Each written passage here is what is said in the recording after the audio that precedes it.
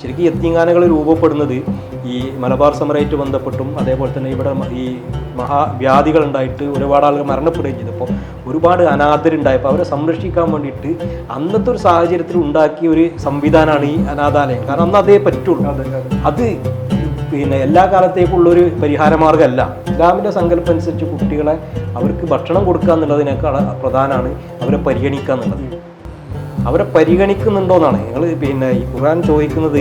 നിങ്ങൾ അഗതികൾക്ക് പാവപ്പെട്ടവർക്ക് ഭക്ഷണം കൊടുക്കുന്നുണ്ടോ, അനാഥരെ പരിഗണിക്കുന്നുണ്ടോ എന്നാണ്.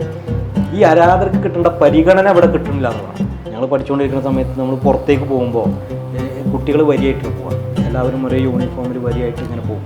ഇങ്ങനെ മുഖ്യധാരയിൽ ഇറങ്ങി നടക്കാൻ പറ്റാത്ത ആളുകളാണ്. നമ്മളിങ്ങനെ ഒരു സൈഡിലൂടെ ഇങ്ങനെ അരികു ചാരി ഇങ്ങനെ വരിയായിട്ട് പോകേണ്ട ആളുകളാണെന്നുള്ളൊരു ബോധം കുട്ടികൾക്ക് ആ തരത്തിൽ തന്നെ അവിടെ രൂപപ്പെടുന്നത്. പൊതുസമൂഹം അവരങ്ങനെ കാണുന്നത്.